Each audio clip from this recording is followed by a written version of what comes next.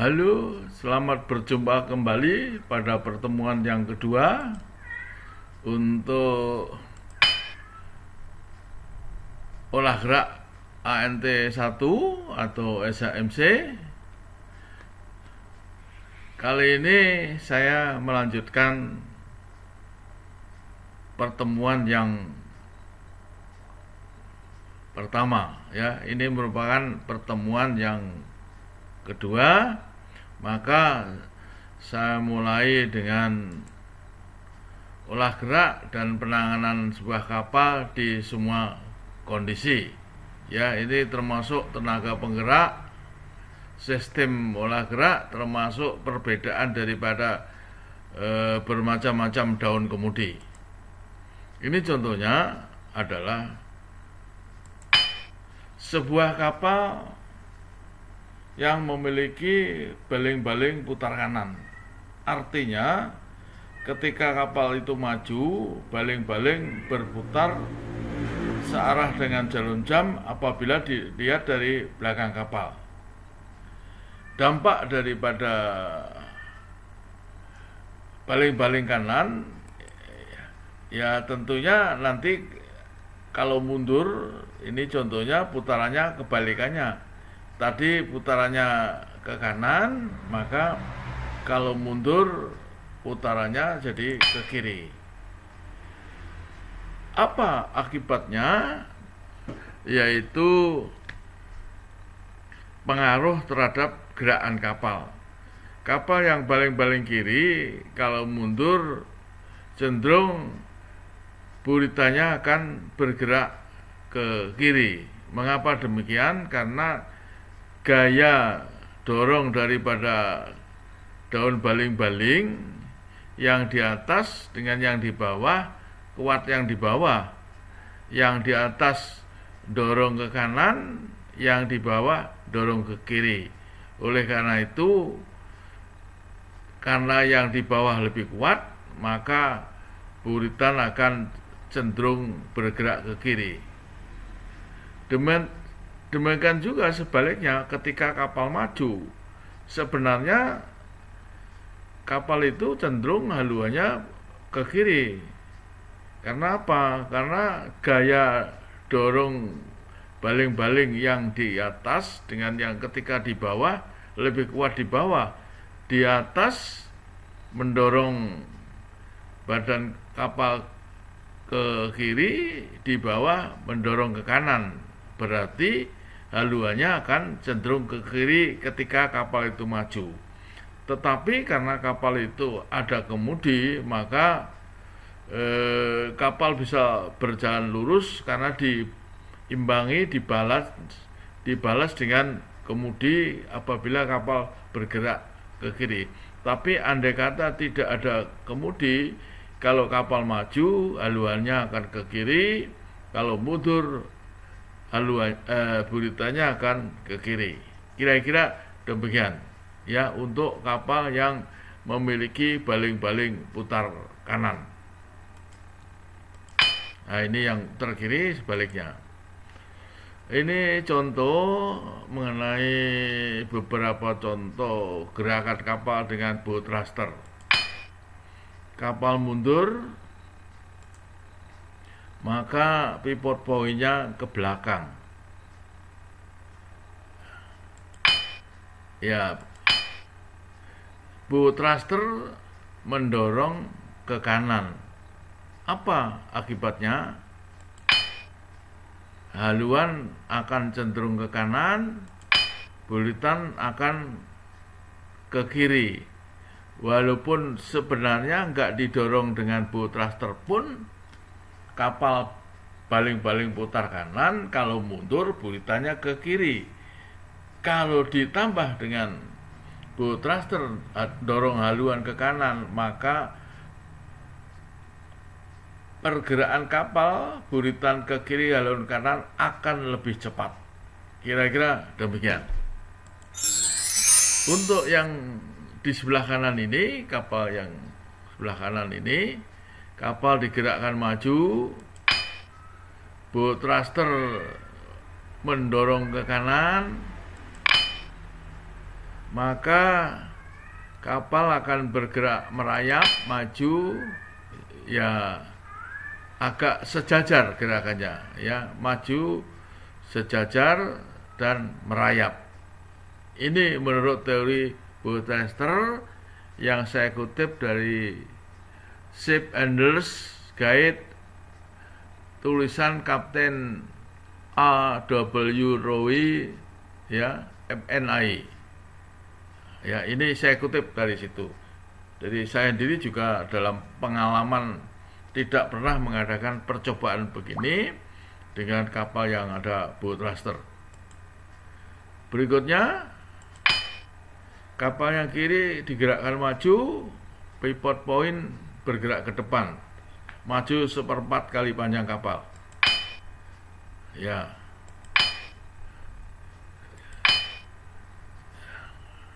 Maka kapal akan bergerak maju, ya, lurus maju. Untuk yang di kanan, kapal bergerak maju, kemudi jekar kiri, Bootthruster dorong ke kiri. Apa dampaknya? Kapal akan mutar ke kiri lebih cepat. Ya, ini ya akan memutar ke kiri. Kira-kira gitu tadi. Ya, ini. Selanjutnya, kapal mesin digerakkan mundur, Bootthruster dorong ke kiri. Apa yang terjadi? Kapal akan mundur dengan haluan sejajar semula. Ini bergerak mundur tapi sejajar dengan haluan semula. Kira-kira begitu. Kapal digerakkan maju cekar kanan, ya. Bootthruster mendorong ke kiri, ya. Apa yang terjadi? Kapal bergerak maju dengan gerakan sejajar, ya.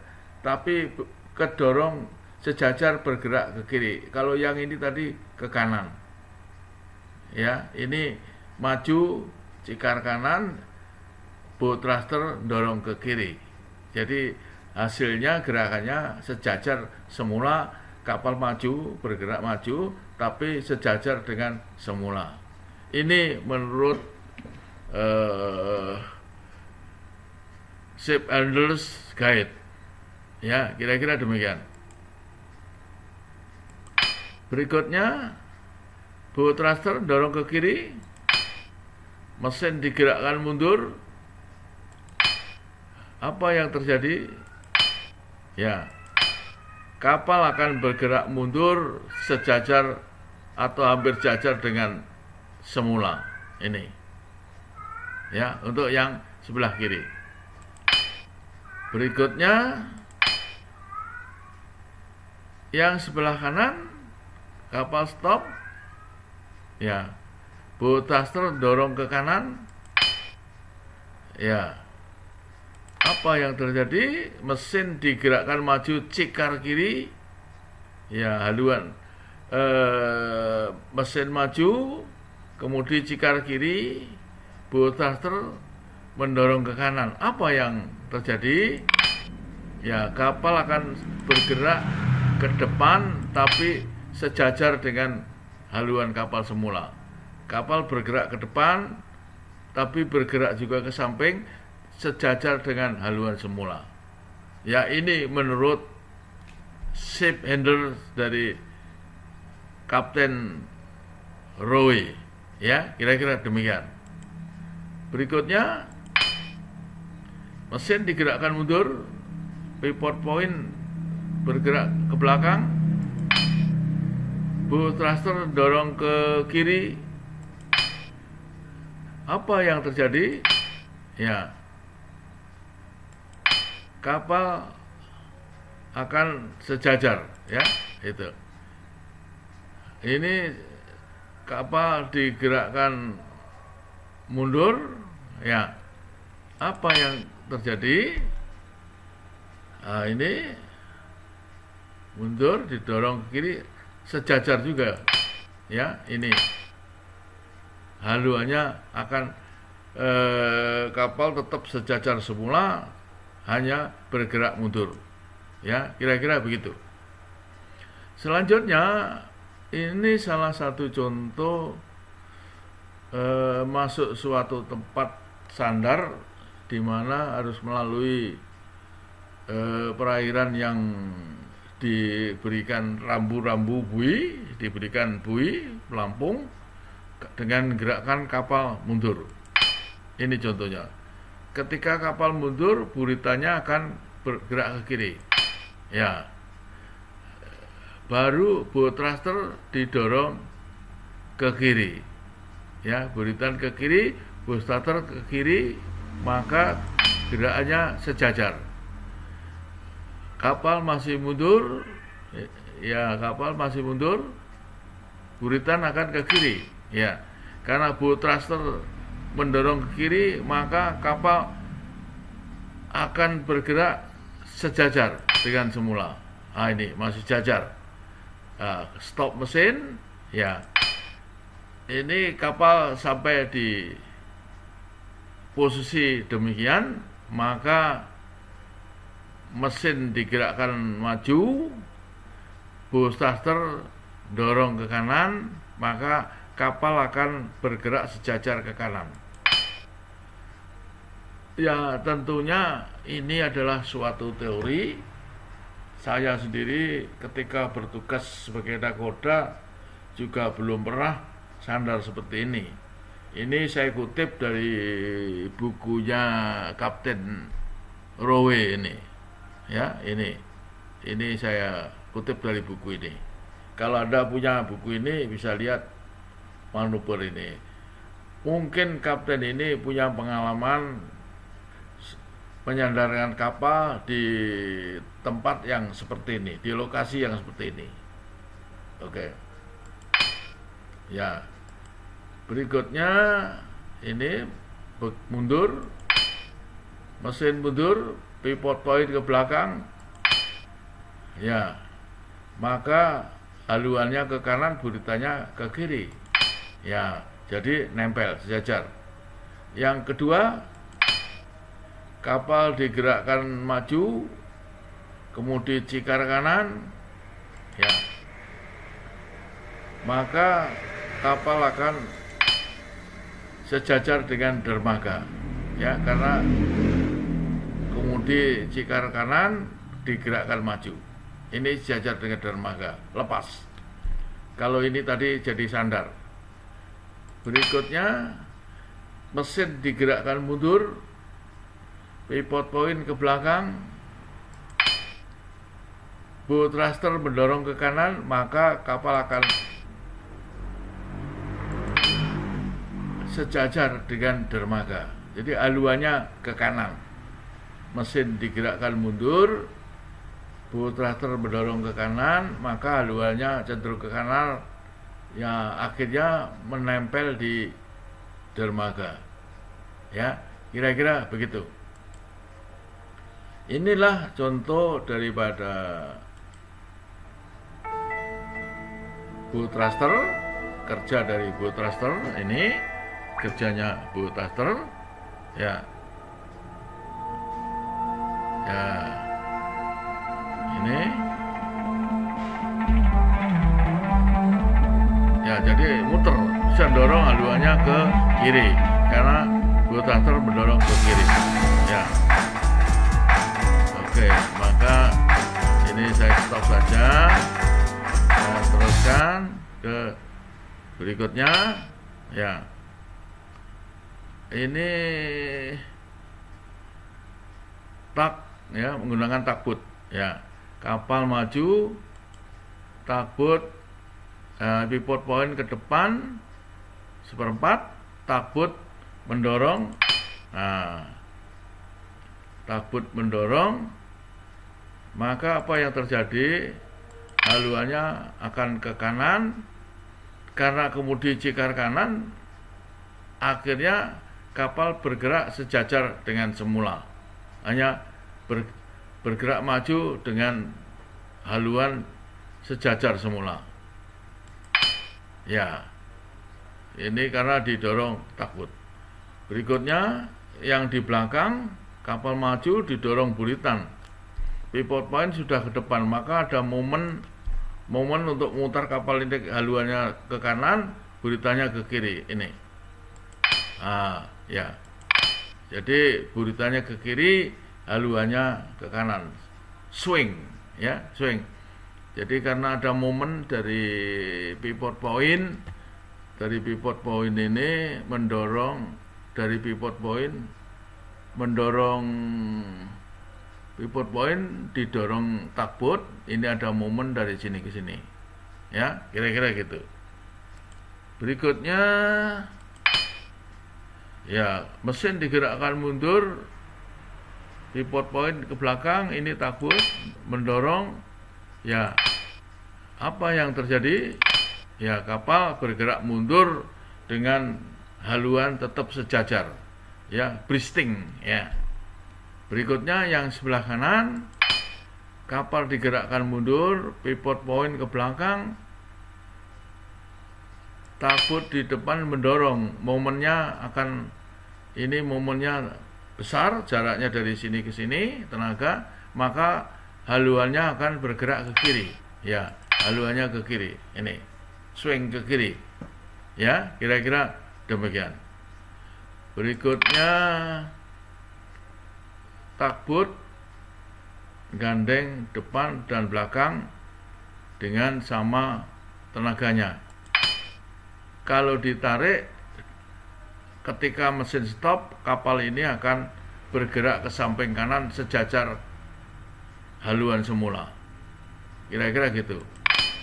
Tapi kalau mesin digerakkan maju, maka tugboat yang di belakang ini walaupun tenaganya sama 20 ton, maka yang di belakang ini akan lebih kuat karena momennya sangat jauh, karena titik putarnya di pivot point ini. Maka yang di depan akan lebih kecil gayanya daripada di belakang, sehingga akibatnya kapal, ya, buritannya tertarik ke kanan. Ya, kira-kira begitu. Karena ini tadi, karena kapal bergerakkan maju, pivot point ke depan. Berikutnya kapal mundur, pivot point ke belakang, ditarik dengan dua tugboat yang sama 20 ton. Apa yang terjadi? Sudah pasti yang depan ini mempunyai momen tinggi, ya, ini dari sini ke sini lebih tinggi, lebih besar dibandingkan yang tugboat belakang. Nah, makanya kapal bergerak ke kanan haluannya. Ya, kira-kira gitu. Berikutnya yang sebelah kanan, mesin mundur, maka pivot point bergerak ke belakang seperempat panjang kapal. Ini tugboat depan maju pelan, tugboat belakang maju penuh. Apa yang terjadi? Ya, ini narik, ya, kapal akan sejajar bergerak. Karena apa? Momennya sama. Untuk di depan momennya 6,7 kali jaraknya dari sini ke sini. Yang belakang dari sini ke sini. Ya. Yang depan tenaganya maju pelan, tapi jaraknya 320, sehingga gayanya adalah jarak kali tenaga 804 ton meter. Yang di belakang 20, berarti dia maju penuh, tapi momennya jaraknya hanya 40. 40 kali 20, 800. Sehingga gayanya sama, maka kapal ini bergerak ke samping sejajar haluan kapal semula. Ya. Karena pivot point ke belakang, momennya jaraknya beda, tapi momennya sama. Yang depan maju pelan, kemungkinan yang belakang maju penuh. Maka inilah akhirnya gerakan kapal tetap sejajar dengan yang semula bergerak ke kanan. Kira-kira demikian. Berikutnya mengenai tipe kemudi, daun kemudi. Daun kemudi ada yang semi balan dan ada yang unbalan. Ada yang, kalau yang balan tentunya tidak ada, karena kalau yang balan tidak mungkin bisa memutar kapal. Ya, ini semi balan, yang kanan ini adalah unbalan.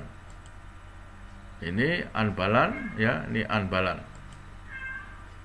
Nah, ini ada lagi flap di belakangnya. Ya, terus terang saya juga belum pernah naik di kapal yang mempunyai flap rudder ini.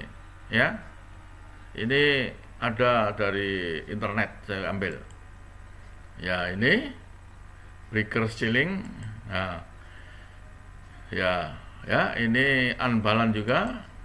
Oke, ini kemudi 2 double karena baling-balingnya 2. Ya, ada yang kapal SPUB, ya, itu tidak pakai daun kemudi, tapi hanya mengarahkan perubahan arah daripada daun baling-baling. Ya, kira-kira gitu. Untuk kapal-kapal jenis SPUB misalkan. Kalau ini masing-masing punya daun kemudi, ya. Umumnya takbut ini. Nah, ini beberapa contoh daripada kualitas atau gaya putar daripada kapal oleh bermacam-macam kemudi.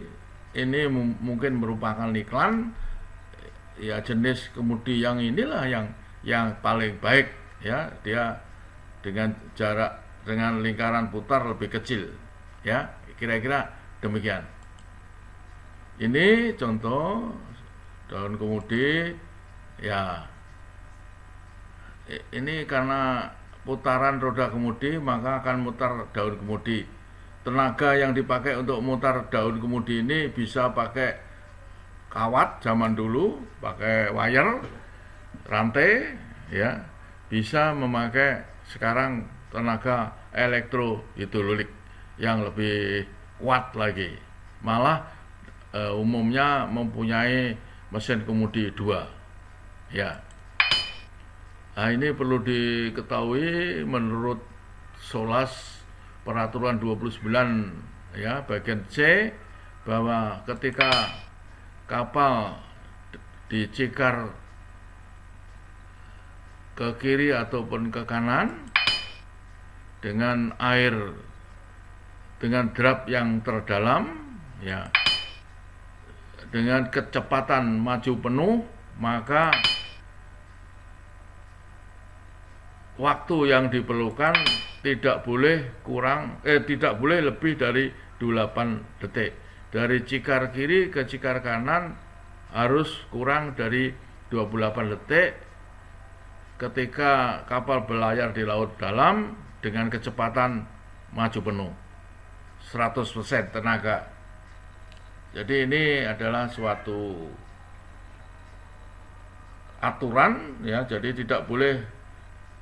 Makanya kapal-kapal yang habis dok atau kapal baru di laut diadakan percobaan apakah reaksi daripada kemudi dari cikar kiri cikar kanan di bawah 28 detik.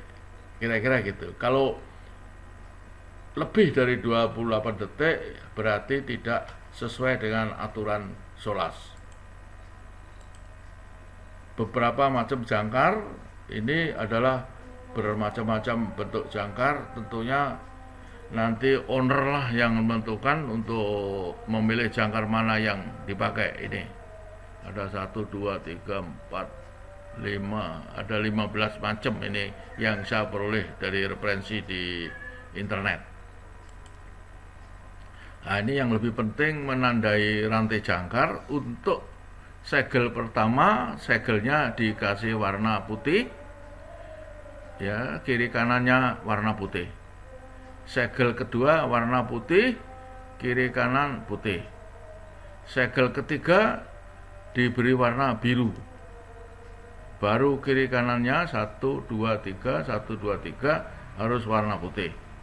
Segel yang keempat warnanya merah, kiri kanan 1, 2, 3, 4 warna putih, ya, 1, 2, 3, 4. Baru segel selanjutnya dikasih warna merah. Inilah yang benar dalam menandai segel-segel di atas kapal. Ya, baru kurang lebih sekitar 1 segel di atas ke ceruk rantai, yang disambung ceruk rantai harus dicat warna kuning. Baru yang yang 2 segel di dalam ceruk rantai terakhir dicat warna kuning, baru segel terakhir dicat warna merah. Artinya apa? Supaya orang tahu pada waktu melego jangkar, kalau sudah keluar yang kuning berarti rantai jangkar tinggal 1 segel. Itu tujuannya. Ya, inilah beberapa keterangan contoh bagaimana menandai segel rantai. Persiapan saat akan berlabuh, ya, jika ulup rantai di semen ya harus dibongkar. Kemungkinan kapal belayar jauh dari Pangkalan Susu ke Amerika, mungkin pelayaran 1 bulan, maka oleh bosun jangkar rantainya di depan di semen. Maka ketika kapal mau tiba, mau berlabuh, ya paling tidak semen tersebut sudah dibongkar. Tergantung lamanya berlabuh juga sangat menentukan rantai yang harus kita keluarkan. Dalamnya laut demikian juga, paling tidak 2 kali dalamnya laut panjangnya rantai. Demikian rupa mengarenya pun harus pakai mesin. Ya, arus atau angin kencang juga akan menentukan jumlah segel yang harus kita gunakan. Mempelajari, mengetahui tempat berlabuh yang sudah ditentukan ada di dalam peta. Ya, tempat berlabuh biasanya terlukis ada di dalam peta. Kalau tidak ada tanda tempat berlabuh di peta atau EKDIS, pilihlah tempat berlabuh yang aman. Tidak ada kemungkinan larat di tempat kabel, pipa minyak, gosong, dan lain-lain.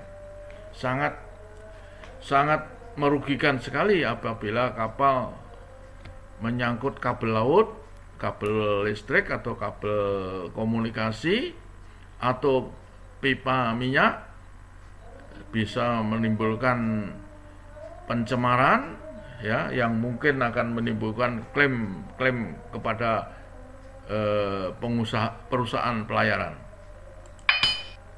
Banyaknya kapal, kalau di tempat itu rame, ya jangan sampai ketika kapal slack bersenggolan buritannya.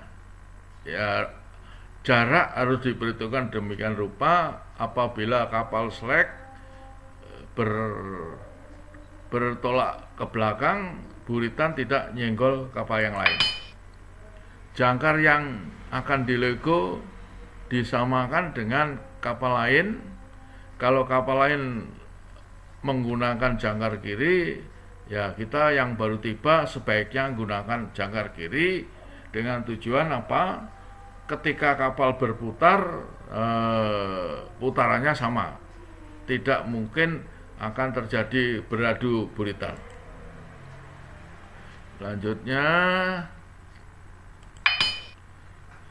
tentukan objek baringan, ya, apa yang nanti untuk mengambil posisi, ya, biasanya ya menggunakan baringan yang sudah ditentukan lebih dulu untuk mengambil posisi, walaupun nanti jatuhnya tidak persis atau tidak tepat. Jika ada pandu, sedapat mungkin ikuti saran pandu, karena pandu yang lebih tahu di lokasi itu. Ambil posisi jangkar di peta dan ditulis di jurnal posisi ketika kapal itu berlabuh. Berlabuh jangkar masuk Tanjung Priok. Ini contohnya, masuk Tanjung Priok dari utara haluan 180 ya. Ini dengan menggunakan radar ya.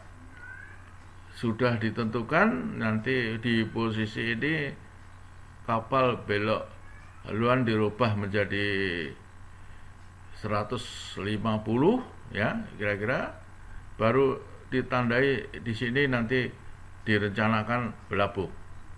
Maka dengan radar dilihat ini sudah di set variable ring marker dan elektron beam lainnya, sehingga nanti kalau ujung breakwater sebelah timur sudah menyenggol tepat di titik pertemuan ini, maka kapal bisa lego jangkar. Kira-kira demikian. Nah ini contohnya ya, makin maju kapal maju pelan, area jangkar ya, standby jangkar ya, hati-hati kalau lego jangkar, dilihat dulu di depan, di bawah ada orang apa tidak. Ini contohnya, tanyakan kepada perwira yang di depan, jangan pula di bawah jangkar ada mooring boat atau perahu ya yang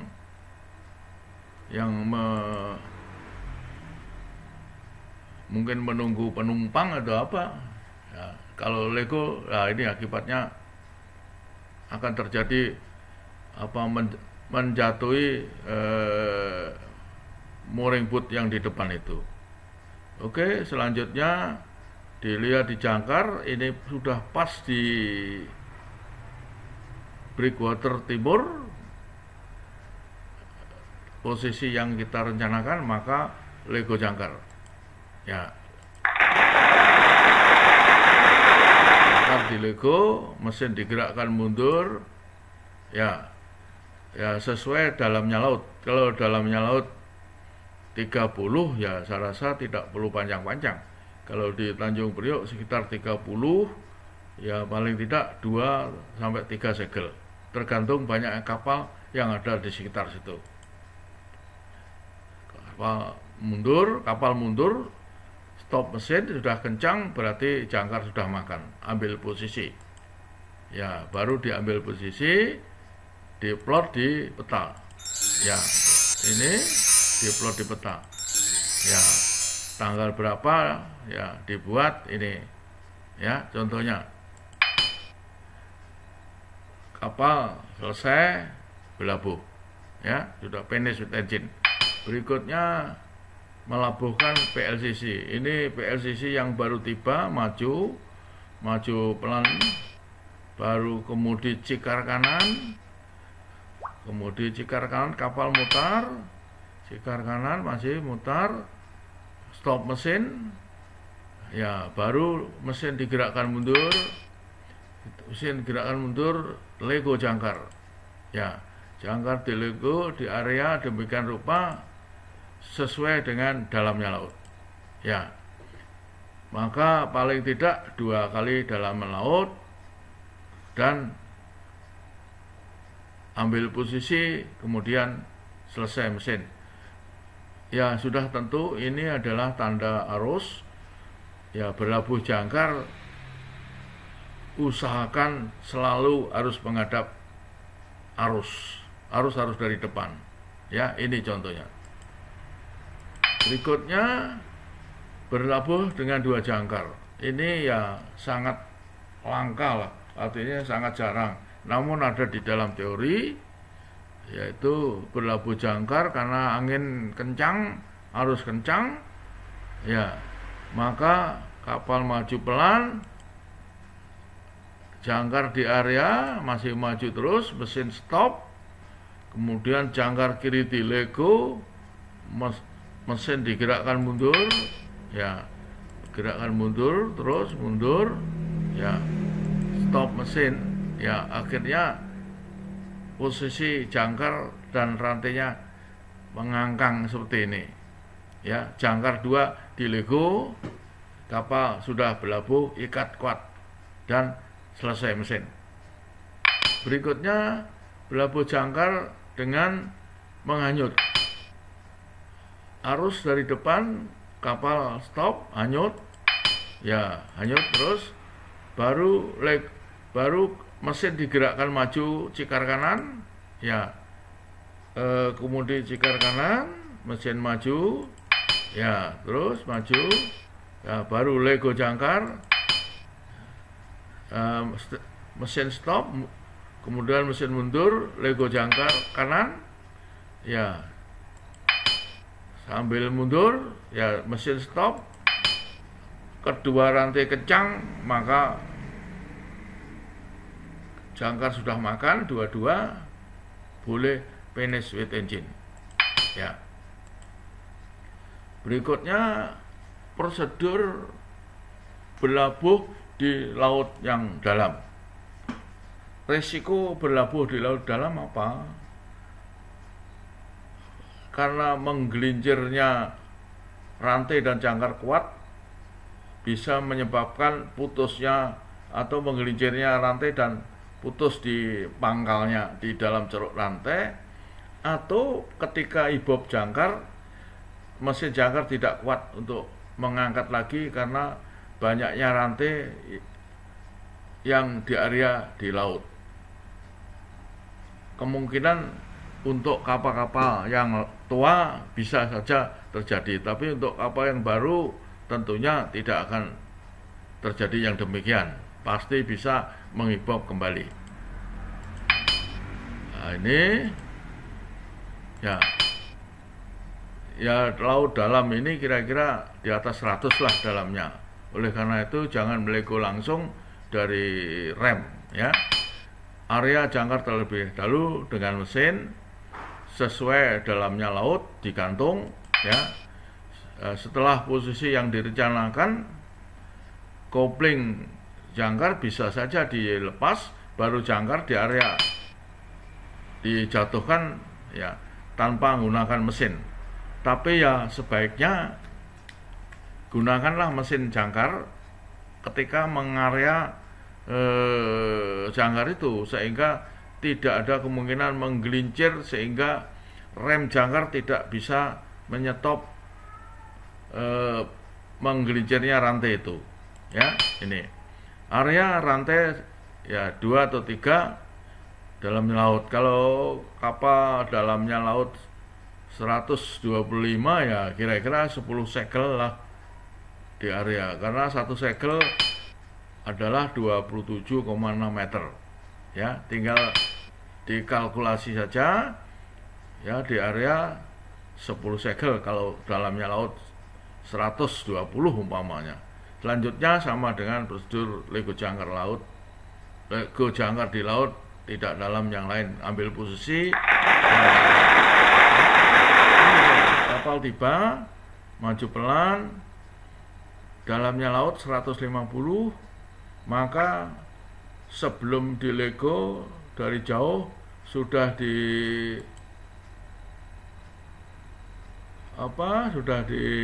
area 5 segel kurang lebih digantung, ya. Mesin sudah stop, kemudian mesin digerakkan jangkar di area terus, ya, sampai kurang lebih 10 segel menggunakan mesin jangkar. Mesin digerakkan mundur, rantai mulai kencang, stop mesin, ya. Kalau kemudian slack berarti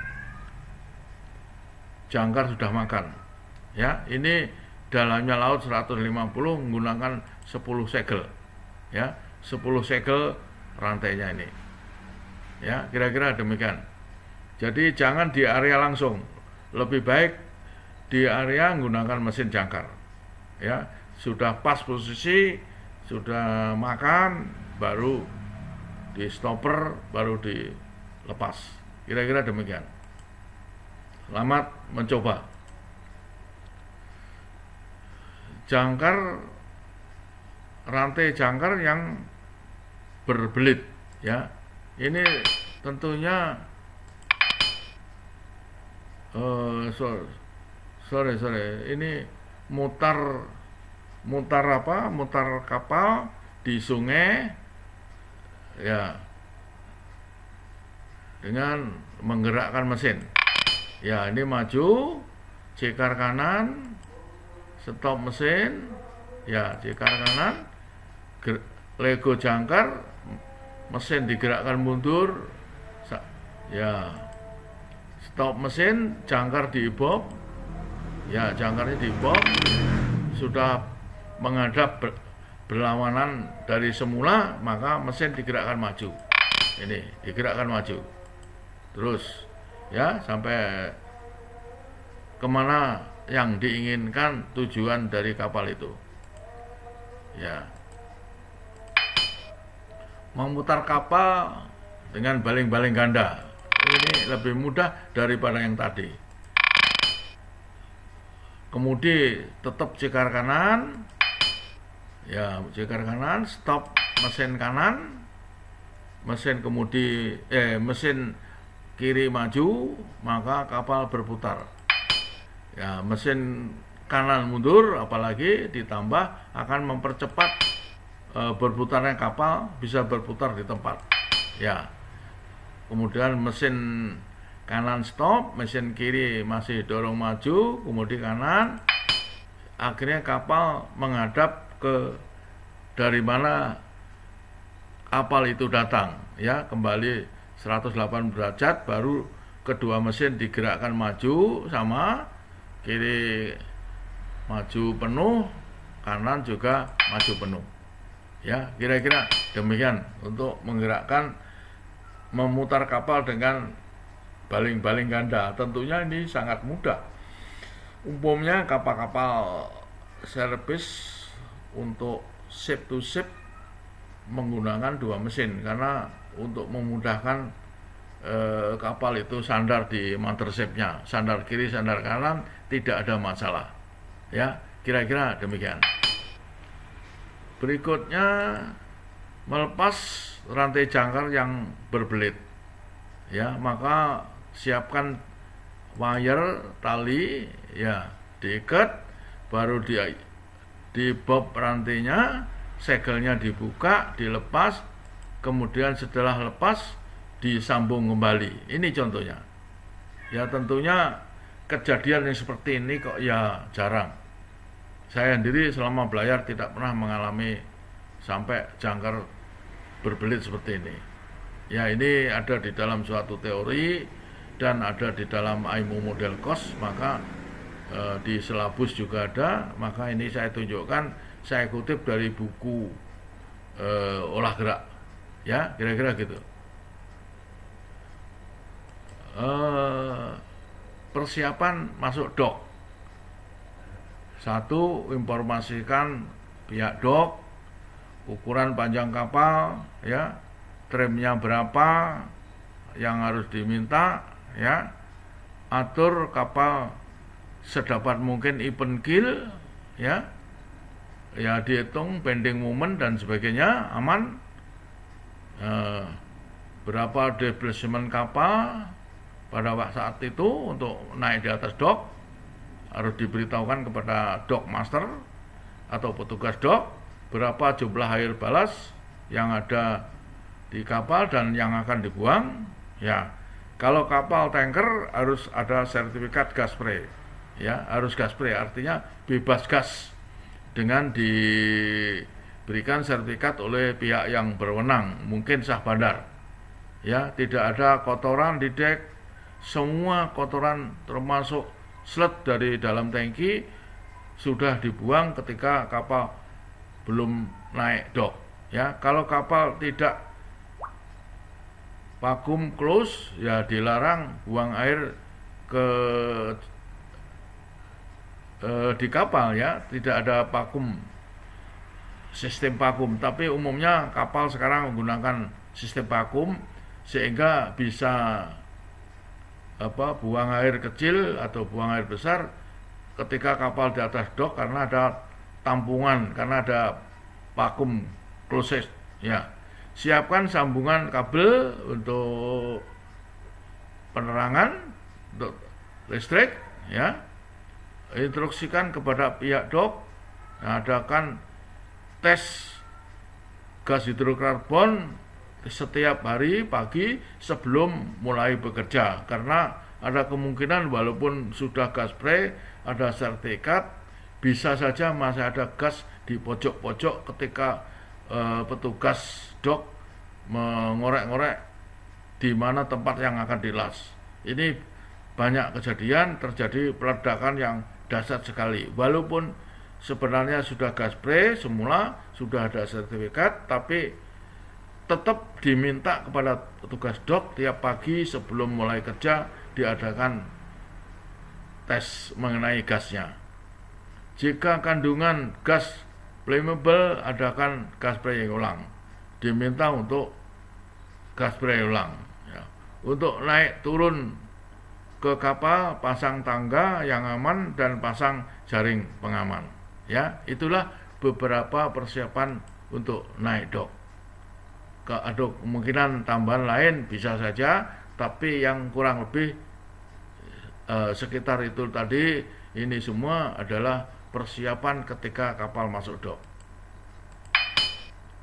Kapal masuk dok ini dengan dibantu satu tugboat, ya. Bergeraknya kapal menggunakan tali, ya, talinya dipindah-pindah dengan dibob-bob dan dibantu tugboat yang di belakang ini, ya, dibantu tugboat yang belakang ini narik, ya, tarik lagi, maju lagi, tarik lagi, maju lagi, kasih tali, maju, sehingga akhirnya kapal bisa maju, ya, tugboat bisa meninggalkan, dok ditutup, air di dalam dok dipompa, sehingga demikian rupa kapal sudah duduk di atas bantalan dok. Berikutnya juga sama, ya, ini masuk dok, dibantu dengan dua tugboat depan, ya, tidak menggunakan tali, bergeraknya dengan tugboat masuk. Ini perlu saya sampaikan, yang hitam ini adalah fender, ini adalah fender karet supaya tidak luka badan kapal atau rusak badan kapal, ya. Baru ditarik terus masuk ke dalam, ya, sudah, tugboat yang di dalam keluar, ya, semua keluar. Nah, baru tutup, galangan ini ditutup, ya, ditutup, air di dalam galangan dipompa sampai habis, akhirnya kapal duduk di atas bantal dok. Ya,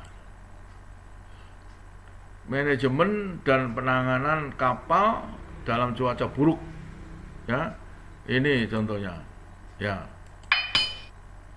Di laut terbuka, kapal biasanya menggunakan oto, ya, kemudi. Kalau cuaca buruk, gunakanlah kemudi tangan, dan dihidupkan dua mesin kemudi di belakang.